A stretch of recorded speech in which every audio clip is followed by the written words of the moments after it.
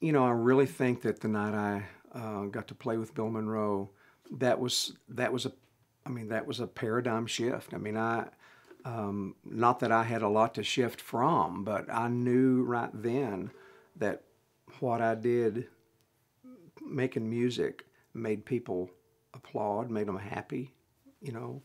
And I'd got some of that, you know, like I said, playing with my dad at this grocery store, you know, or at church, you know, people would talk about it. But, you know, in a concert setting like that, you know, and I'm sure that and they weren't just applauding for me. You know, if I'd have been up there by myself, they might have started throwing cans or something. I don't know.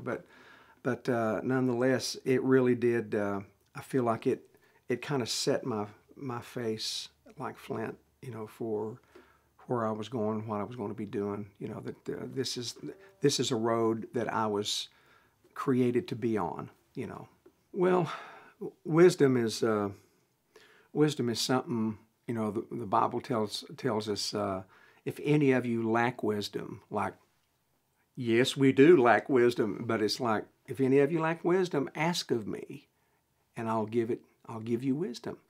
You know, so there is something about praying and asking for wisdom. God, I don't know what to do. You know, He loves to hear that, I think, you know, because I think He loves to be engaged in our life, you know, and it's like, oh, I can help you with that, you know, and I can give you some understanding. I can, you know, and all I usually ask for is, what's the next step? I mean, what should I do next? To me, that's really what wisdom is, you know. But it also, the scriptures talk about the fear of the Lord, and that don't mean be afraid of God, but fear is like reverence in Scripture. The fear of the Lord is the beginning of wisdom. You have to realize that He is God and you're not, you know. And so I try to tell these young kids that ask, "How'd you do it, Mr. Skaggs?"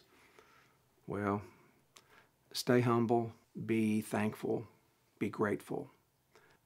Like, call on me, you know, ask of me, and I will give you wisdom, and I'll show you things that you know not of.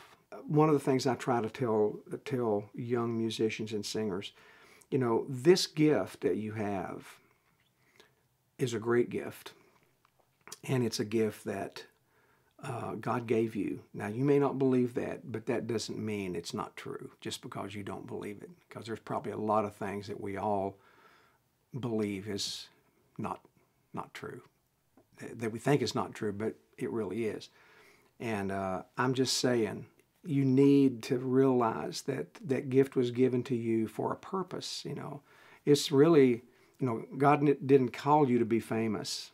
I said, I don't even think famous is in the Bible. I mean, I've looked for it, you know, and it's just like, no, I've not called you to be famous. I've called you to be faithful. Now, I may make you famous, but let's get the first things first. Be faithful, you know, in little things. Then He'll give you more, you know. And just realize that your gift is not for you. I mean, it's for others. You know, let the music flow through you out to others. You'll enjoy playing it and you'll enjoy singing it, but the listener out there is the one that's going to get the best part of that. They're going to get the blessing of the song. They're going to get the blessing of the music, you know, and then in all of that, it gives God the greater glory because He's the gift giver. You don't glory in the gift; you glory in the gift giver. So.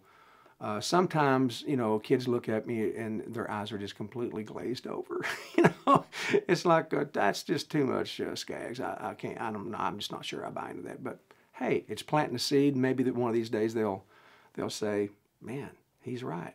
But it certainly has worked for me. And that's what I can tell them, you know, that it's worked for me.